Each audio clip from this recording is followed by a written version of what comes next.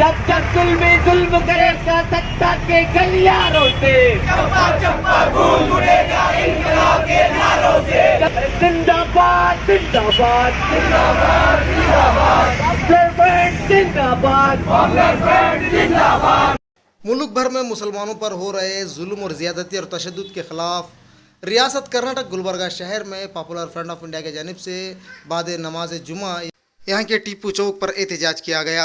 इस मौके पर मुजाहिर ने मुतालबा करते हुए कहा, मुसलमानों के साथ बार बार ज़ोर और ज़्यादती करने के वाक़यात सामने आ रहे हैं। इस तरह की हरकत करने वालों पर कानूनी कार्रवाई करने का मुतालबा किया गया। खिलाफ पॉपुलर फ्रंट ऑफ इंडिया आज रोडों पे उतरी हुई है। देखने में आता है कि किसी न किसी आड़ में ये आरएसएस गुंडों को आगे करती है। रामनवमी के नाम पे एक अच्छा जो पीसफुल एक माहौल रहता था हर हमेशा, लेकिन ये साल बहुत ज्यादा देखने में आया है कि रामनवमी को फंडिंग करके आरएसएस ने कई गुंडों को आगे करके कई मसाजिद के सामने नारे लगाए हैं, डीजे बजाए हैं, बड़े बड़े डीजल लगाकर अपनी धूमधाम से रैली को निकालते हैं। वहाँ पे कोई उसको रोकता नहीं है। देखिए ये कितनी शर्म की बात है कि आज मुल्क में जिस कानून के ऊपर एक सब कुछ चल रहा है, बल्कि वो कानून को धर्म भ्रम करके आरएसएस अपने गुंडों को आगे करके अपने मफाद को हासिल करने के लिए कोशिश कर रही है। ये दलितों को और आदिवासियों को अपने मकसद के लिए आगे कर रही है। ये हिंदुत्व के नाम पर लोगों को इकट्ठा कर रही है ये, और हिंदू मुसलमानों में फसाद करने की कोशिश कर रही है। ये हिंदू मुसलमानों का फसाद नहीं है भाइयों, मैं आपको क्लियर बताता हूँ, ये हिंदू मुसलमानों का फसाद नहीं है, बल्कि ये आरएसएस अपनी आइडियोलॉजी को थोपने के लिए कई ऐसी और चीज को आगे करी है। जबकि हिंदुत्व में उनके जो आरएसएस की जो आइडियोलॉजी है उसमें दलितों का कहीं भी जिक्र नहीं है। दलितों को दबाया जाता है, शेड्यूल कास्ट को दबाया जाता है, फिर भी आज ये लोग समझ रहे नहीं है। दलित आगे होकर तमाम मुसलमानों को सामने आमना मुसलमानों और दलितों का कर रही है, और आरएसएस अपने बच्चों को बड़े बड़े कॉलेजेस में और बड़े बड़े यूनिवर्सिटीज में पढ़ा रही है। ये देखने में बहुत ज्यादा आ रहा है, और खास तौर पे पूरे मुल्क में देखिए एक खासतौर पर मध्य प्रदेश में एक कम्युनिटी को खासतौर पर मुसलमानों को टारगेट करके उनके घरों को गिराया गया है, घरों को, और उसमें भी इलीगल है बोल के हमारे को बताया जा रहा है, जबकि वहाँ पे गवर्नमेंट की स्कीम के तहत घर बनाए गए थे। ये कौन सा कानून है कि फौरन कोई भी एक प्रोटेस्ट होता है आकर उनके घरों को गिराया जाता है? कौन इनको राइट दिया है? क्या उनको नोटिस सर्व की गई है? यही जुल्म के खिलाफ हम लोग पॉपुलर फ्रंट ऑफ इंडिया पूरे मुल्क में आज एहतजाज कर रही है, और हमारे स्टेट के प्रेसिडेंट का क्लियर स्टैंड है, जब तक ये फसाद को नहीं रोका जाएगा, जब तक हमारा प्रोटेस्ट चालू रहेगा। और ये भी वार्न किया हमारे स्टेट प्रेसिडेंट ने कि अगर ये फसाद जल्दी से जल्दी नहीं रुकता है तो हमारे कैडर्स को हम रोडों पे उतारेंगे। आज ये कैडर्स पूरे रोडों पे उतर के पीसफुल प्रोटेस्ट कर रहे हैं। आपको मालूम होना चाहिए कि यहाँ पे इंडिया में अम्बेडकर साहब का कानून चलता है, आरएसएस का या भगवा रंग का कानून नहीं चलता है। हर एक को वो कानून के दायरे में रहकर काम करना है। यहाँ अब देखिए पीएफआई को बैन करो बोलकर भी एक नया सिस्टम शुरू करे हैं, क्योंकि जब भी आरएसएस के खिलाफ एक ताकत उभरती है उसको किसी न किसी तरीके से रोकने की कोशिश करती है। उस चीजों में हमारे भी कुछ दलाल लीडर्स हैं जो हमारे को पीएफआई को बैन करो बोलकर वो भी अपना उनके सुर में सुर मिला रहे हैं, और उनको हम ज्यादा बोल नहीं सकते क्योंकि वो आका के गुलाम है। वो कोई हमारे लीडर्स नहीं है, नॉमिनेट लीडर है।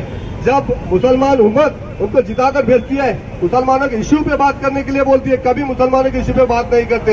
हिजाब का मसला हो, बच्चा कितने 22-23 दिन बाहर रहे बच्चियां, उनको कोई पूछने वाला नहीं है। वो बच्चियां जब कोर्ट को जाती हैं, कोर्ट को जाने के बाद इनको समझ में आता है कि फिर ये लोग भी उनके पीछे फॉलो करना शुरू करते हैं। तो उससे पहले बच्चियां जब रोडों पे थी, जब उनको समझ में नहीं आया था कि बच्चों को आकर वहाँ पे बात करना है। बहरहाल ये बहुत से इश्यू है, इसको इंशाल्लाह हमारे स्टेट प्रेसिडेंट शाहिद नसीर साहब आपके सामने रखेंगे इंशाल्लाह। आज यहाँ पर हमारा जमा होने का मकसद आप देख सकते हैं, हमारे मुल्क के हालात दिन ब दिन बदतर होते जा रहे हैं। आए दिन मुल्क के अंदर जो है मुसलमानों को निशाना बनाना एक आम बात हो चुकी है। रिसेंटली हम लोग देखे 3-4 महीने पहले हरिद्वार के अंदर जो धर्म संसद हुई, उस धर्म संसद के अंदर मुसलमानों के कत्लेआम करने की वार्निंग दी गई, और मुसलमानों को कत्लेआम करने के लिए लोगों को उकसाया गया। हथियारों का इस्तेमाल करने की बात की गई, त्रिशूल का इस्तेमाल करने की बात की गई। तलवार इस्तेमाल करने की बात की गई।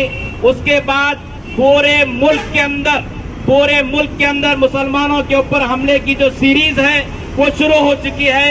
और आज हम देखते हैं ये जो लड़ाई है, ये लड़ाई हिंदू मुस्लिम की लड़ाई नहीं है, ये हिंदू मुसलमान के बीच में लड़ाई नहीं है। संघ परिवार और आरएसएस इक़्तिदार को पाने के लिए ये लड़ाई लड़ रहा है। और ये हर मजहबी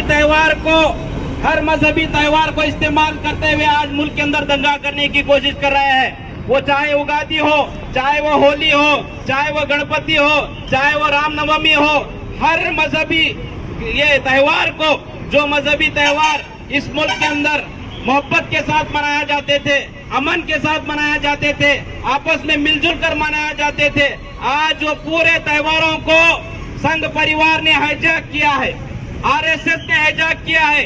ये आरएसएस 2-3% हिंदुस्तान के बमनों के ऑर्गेनाइजेशन है। इससे मुल्क के 97% लोगों का कोई लेना देना नहीं है भाइयों।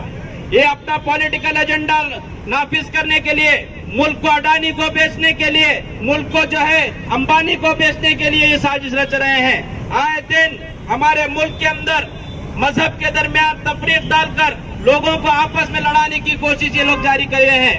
हम देख सकते हैं रामनवमी के अंदर पूरे मुल्क में एक तरीके का मार्च ये लोग निकालते हैं। यहाँ पर पुलिस वाले मौजूद हैं, सर्कल इंस्पेक्टर साहब भी मौजूद है। रोजा के पूरे रोजा लिमिट के मसाजिद को जाकर तुम नोटिस दिए, लाउड स्पीकर में कितनी साउंड रखना है, कितनी आवाज रखना है, जाकर वो चंदू पाटिल को बोले कि डीजे के अंदर कितनी साउंड रखना है बोलकर बस मस्जिद के सामने गुंडा राज करते हैं। मैं बस मस्जिद के सामने तकरीबन 2 घंटे मुसलमानों को उकसाया जाता है। अरे बनाएंगे मंदिर, गाना गाते हैं, तुम्हारी औकात क्या है बनाएंगे मंदिर गाना गाने की? सिर्फ गाना ही गाना गा सकते हैं। मंदिर बनने से पहले हम लोग और एक बार मस्जिद वहाँ पर बनाएंगे इंशाअल्लाह।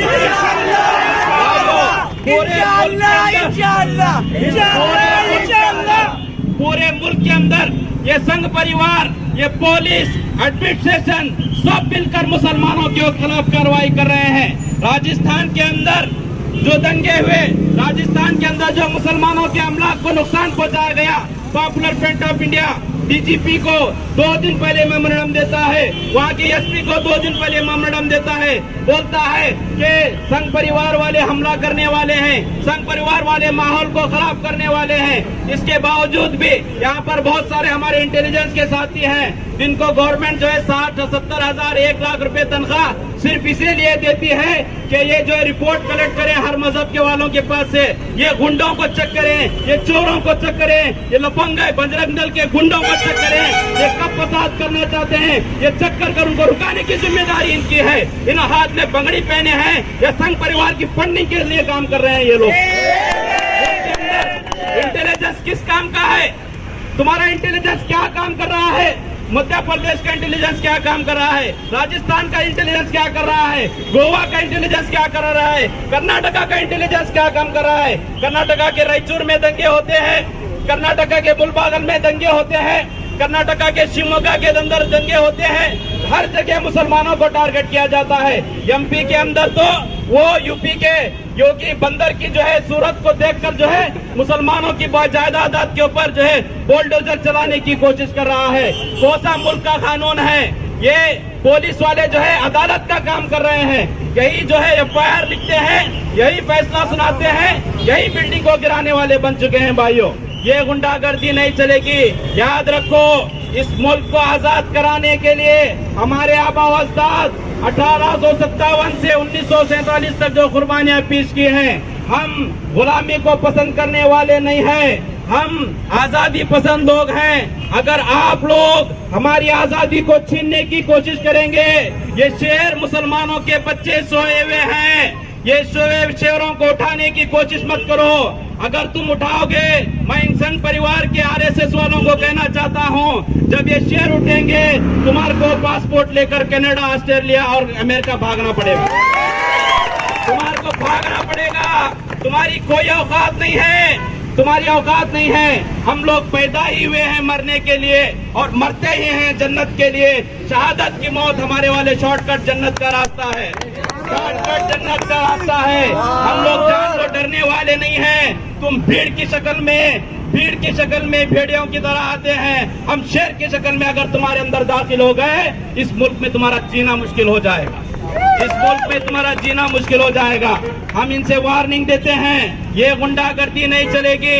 इस मुल्क के 130 करोड़ अवाम के ऊपर जो भी नुमाइंदे हल्फ लेते हैं, वो कसम खाते हैं कि इस मुल्क के अंदर हम लोग बिना मजहबी तहजीब के, बिना मसलक के, हम लोग सभी को बराबर का देखेंगे। हाथ में ओथ लेकर कसम खाते हैं और कसम खाने के बाद कॉन्स्टिट्यूएंसीज में जाकर मुसलमान मजहब के अंदर दरमियान के लड़ाने की कोशिश करते हैं। मैं यहाँ सभी जमा हुए लोगों से कहना चाहता हूँ, भाइयों, ये जो हमारी लड़ाई है, ये हिंदू मुस्लिम की लड़ाई नहीं है।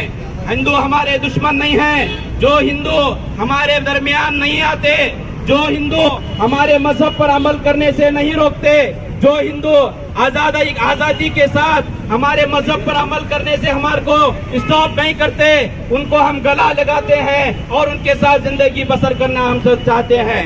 मगर याद रखो, ये संघ परिवार के, ये आरएसएस के हिंदुत्ववादियों के पीछे पड़कर कोई भी हमारे रास्ते को आएगा, हम छेड़ने वाली कौम नहीं है। हम किसी को छेड़ेंगे नहीं। अब अगर छेड़ोगे तो छोड़ेंगे भी नहीं। अब हमारा, आप देख सकते हैं, पूरे मुल्क के अंदर एक ही तरीके की रैली इनकी होती है। पूरे मुल्क के अंदर डीजे इस्तेमाल होता है। पूरे मुल्क के अंदर मसाजिद के सामने डीजे बजाए जाते हैं। पूरे मुल्क के अंदर जो है मुसलमानों के खिलाफ नफरत अंगेज तराने लगाए जाते हैं। सब प्लानिंग के तहत होता है। ये पुलिस वालों को मालूम नहीं है। ये आरएसएस वाले 1948 से लेकर आज तक भी हर दफा जो दंगे कराते आए हैं। पहले तो हमारी इकोनॉमिकल को कमजोर करे, हर फसाद के जरिए से मुसलमानों के इकोनॉमिकल के जो सोर्सेस थे उनको खत्म करने की कोशिश करे।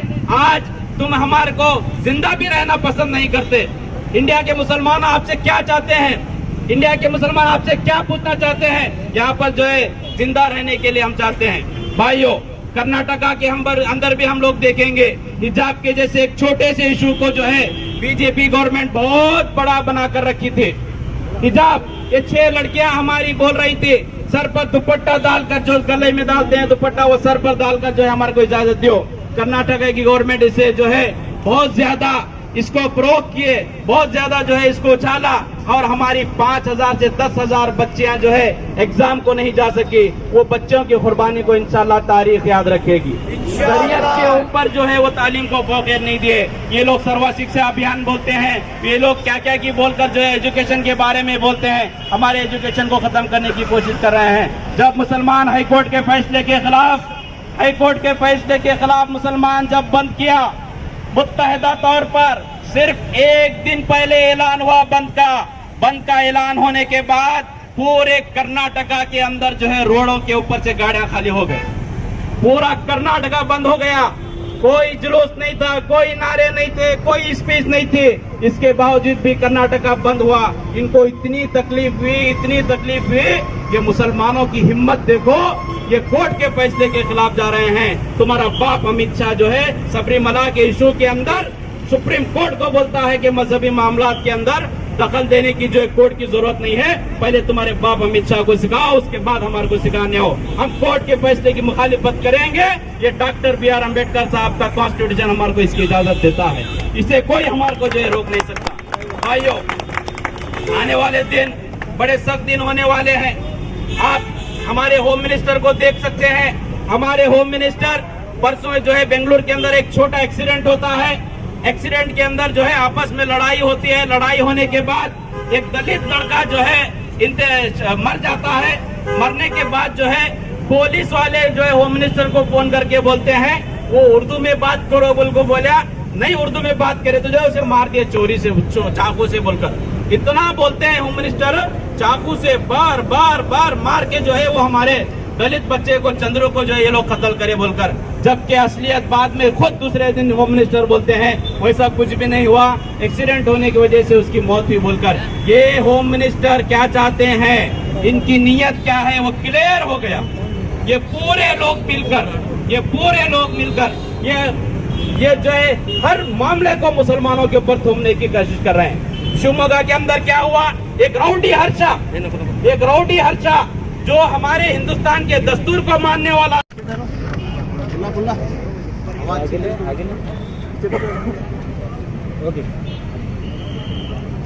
पिछले 3-4 महीनों से जो धर्म संसद हरिद्वार के अंदर हुई थी, जिसके अंदर मुसलमानों को कत्लेआम करने की कॉल दी गई थी, उसके बाद पूरे मुल्क के अंदर जो है फसादात का सिलसिला शुरू हो गया है, मुसलमानों को टारगेट बनाने का सिलसिला शुरू हो गया है। आज संघ परिवार जो 2-3% इस मुल्क के हैं, आज हर हिंदू त्यौहार को जो है आज जो है मुसलमानों के खिलाफ हेट के लिए इस्तेमाल कर रहे हैं। ये त्यौहार जो है खुशी मनाने के लिए होते हैं, ये त्यौहार जो है आपस में खुशी बांटने के लिए होते हैं। ये संघ परिवार के लोग आज मस्जिदों के ऊपर हमला कर आज जो है दरगाहों के ऊपर हमला कर जो है त्यौहारों को सेलिब्रेशन करने की कोशिश कर रहे हैं। पॉपुलर फ्रंट ऑफ इंडिया आज पूरे मुल्क के अंदर, पूरे मुल्क के हर शहरों के अंदर जो है जमीन पर उतरकर इन संघ परिवार वालों को वार्निंग दे रहे हैं हम लोग कि तुम्हारा जुल्म अगर नहीं रुकेगा, अगर तुम्हारा जुल्म अगर जारी रहेगा तो आने वाले दिनों के अंदर जो है बड़ा सख्त चैलेंज आपके अंदर मिलेगा। हम मुल्क के सभी हिंदू मुस्लिम भाइयों से ये कहना चाहते हैं कि इन संघ परिवार को रोकने के लिए, इन नफरत के पुजारियों को रोकने के लिए मैदान में आए और जो है फौरन रोकें। अगर मुसलमानों के ऊपर हमले नहीं रुकेंगे, अगर दलितों के ऊपर हमले नहीं रुकेंगे, आने वाले दौर में जो सीए के जैसे प्रोटेस्ट हुए थे वैसे जो है रोड जाम कर हम लोग जो है जमीन पर उतरकर प्रोटेस्ट करेंगे। हम लोग मुंबई गवर्नमेंट से भी कहना चाहेंगे, तुम्हारे हेट मोंगर की वजह से, तुम्हारे नफरत की वजह से, राम सेना के मुतालिक की नफरत की वजह से 20 कंपनी जो है बेंगलुरु छोड़कर गए हैं। हजारों जो है नौजवानों को जो है अनएम्प्लॉयमेंट होना पड़ा है। अभी रिपोर्ट आई है सऊदी के अंदर, दुबई के अंदर, कतर के अंदर जो है इंडिया के गोश्त को खाना भी लोग बंद कर दिए हैं, क्योंकि उनको मालूम हो गया है इंडिया का जो भी गोश्त आ रहा है वो पूरा हराम कट होके आ रहा है। इसीलिए सभी अरबी लोग, सभी वहाँ पर रहने वाले दूसरे देश के लोग जो है खाना भी बंद कर दिए हैं। इससे जो है मुल्क का ही नुकसान होगा। किसी एक तबके को खुश रखकर, किसी एक तबके को टारगेट बनाकर मुल्क को नहीं चलाया जा सकता। मुल्क को आपको चलाना है, सबको साथ में लेकर चलना होगा। यही हमारा पैगाम है। बोला कि ईश्वरप्पा मेरे ऊपर जुल्म कर रहा है, ये बात एक बीजेपी का लीडर, एक बीजेपी का कैडर को ये लोग इंसाफ नहीं पहुंचा सकते। सोचिए मेरे हिंदू भाइयों और बहनों, ये लोग किसी के साथ नहीं है। ये ना हिंदू के है, ना ये इस देश के है, ना ये मुसलमान के, ना किसी के नहीं है। अगर इन्हों खुद अपने बीजेपी के एक कैडर को, एक बीजेपी के लीडर को सपोर्ट नहीं कर सकते, उसको इंसाफ नहीं दे सकते, तो ये हम शर्म से मर जाना चाहिए इन लोगों को। कहाँ है सिद्धलिंगा स्वामी, कहाँ है प्रमोद मुतालिक? हिंदू हिंदू हिंदू बोलकर जो रात भर दिन भर जागरण करते फिरते हैं, कहाँ पर छुपे बैठे हैं? किसके पल्लों के पीछे छुपे बैठे हैं? और गुलबर्गा की एक हीरोइन है, वो हागरगी नाम की एक हीरोइन, जो शाहबाद से लेकर पूरे गुलबर्गा में हर जगह हर्षा की फोटो लेकर, हर्षा के साथ ऐसा हुआ बोलकर रो रो कर एक रैली कर रही थी। कहाँ पर छुपी बैठी है? संतोष पाटिल के बारे में क्यों नहीं बात कर रहे? क्यों मुंह नहीं खुल रहा है इन लोगों का? ये इसीलिए इनकी हकीकत यही है, ये हिंदुओं के भी खिलाफ है। जो हिंदुत्व, जो आइडियोलॉजी है, जो आरएसएस की जो आइडियोलॉजी है, ये बहुत खतरनाक है। एसडीपीआई ये क्लियर कहती है, जो आज जो ईश्वरप्पा जो रिजिग्नेशन दिए हैं, इससे काफी नहीं होगा। ईश्वरप्पा को जेल में रहना होगा। ये वही सजा है ईश्वरप्पा की जो आए दिन मुसलमानों के खिलाफ बात करता है। तो इसीलिए आज उसको, जो आज इन्हें रिजिग्नेशन दिया है, मैं कहता हूँ इसको एमएलए से भी हटाना है और इसको जेल में भेजना है। और इसके साथ में जो 2 पीए हैं वो लोग भी सुसाइड केस के अंदर, ये सुसाइड नहीं है, संतोष पाटिल का मर्डर हुआ है और इसको मर्डर करने वाला ईश्वरप्पा बीजेपी का मिनिस्टर है। तो एसडीपीआई ये क्लियर कहती है, जहाँ कहीं भी कोई भी बीजेपी का एमपी, एमएलए, मिनिस्टर, जितने भी लोग आएंगे हमारे गलियों में, हमारे शहरों में, हम उनको काला झंडा दिखाएंगे। ये पुलिस डिपार्टमेंट को भी हम क्लियर बोल रहे हैं। अगर ईश्वरप्पा को जेल नहीं होती, जेल नहीं होती है तो आपकी पार्टी क्या करेगी आने वाले दिनों में? जब तक ईश्वरप्पा को जेल में नहीं भेजा जाएगा तब तक हम काले झंडे, सीएम से लेकर हर वो एमएलए तक, मिनिस्टर तक, सबको काले झंडे दिखाएंगे और उनका रास्ता रोकेंगे। आज जो रेजिग्नेशन दिया है, कल तक ईश्वरप्पा रेजिग्नेशन मैं नहीं दूंगा बोला था, लेकिन सीएम का रास्ता मंगलूर में एसडीपीआई वाले रोकने की वजह से आज ईश्वरप्पा को रेजिग्नेशन देना पड़ा। अब जेल भी जाना पड़ेगा और हम लोग रोकेंगे इनको।